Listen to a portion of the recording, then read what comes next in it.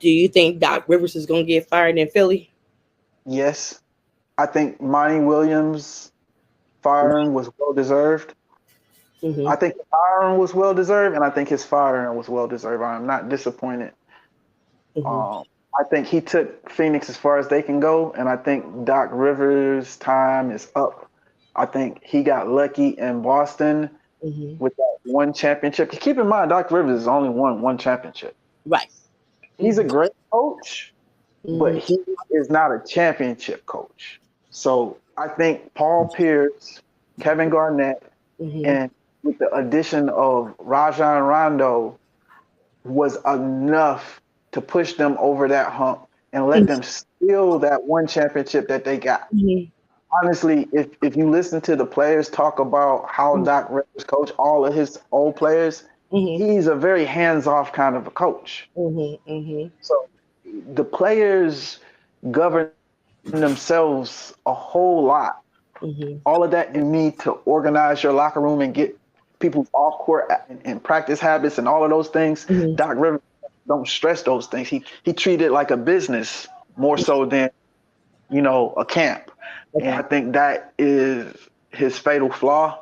Mm-hmm. And he's gonna pay for it with his job. And I don't think he'll get another one anytime soon. Okay. Okay. And word on the street is that Mark Jackson is interviewing for the Milwaukee Bucks job. Man, they ain't gonna get Mark Jackson no job. He's Okay. still on the blackball list. The Boston Celtics coach already got a job in Houston. Why Mark Jackson can't have a job? Because Mark Jackson pissed off the wrong person. That's it. That's it. Now that person can't affect his life outside of basketball, but they have very much so affected his life inside of basketball, and that's why he just has to get comfortable talking about the game from the sideline. And it's very disappointing because he is the kind of coach that builds culture. What he established in Golden State has carried to the point where they can call themselves a dynasty, where they got some of the most mentally tough players that have ever played the game. And that part, I give credit to Mark Jackson. Now, Steve Kerr, he's Mm-hmm. a great coach, and he took the torch and ran with it. Mm-hmm. But that's Mark Jackson's foundation that he built on. Right. And I don't think that it was a one off or those players were just destined to be great. Mm-hmm. Though, they're great players. I Mm-hmm. think without Mark Jackson, those are good to mediocre players. Mm-hmm. But I don't know that Draymond is Draymond without Mark Jackson. I don't think Clay is Clay without Mark Jackson. Mm-hmm. However, I think Steph would have been a very good player, but he wouldn't have been Steph. Mm-hmm.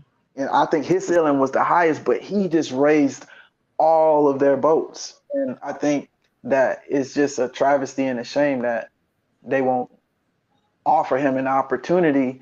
And that's why it's so important for someone or some ones to get together. LeBron says he wants to own a team. Congratulations to LeBron, but y'all need to start talking about owning a league, man. Mm-hmm. You got to understand who is putting the asses in seats. People come to see the players. They don't come to see the GM or the building. They come to see the players. So you could play in a hot ass YMCA and the people gonna show up and be standing outside, standing room only. If LeBron didn't play, all of them off-season leagues should show y'all that the people are true fans of the players. It's a players league. It's not the NFL.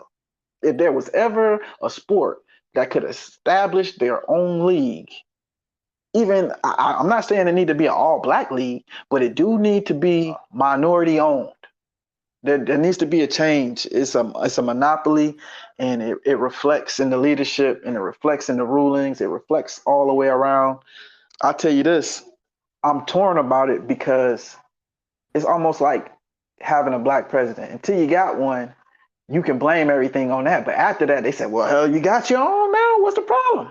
What seems to be the problem? So if we were to have our own league, a players league, not just a black league, but a players league that was more fair and more equitable to the players, and then some shit like what's going on with Ja Morant happens, who do you blame?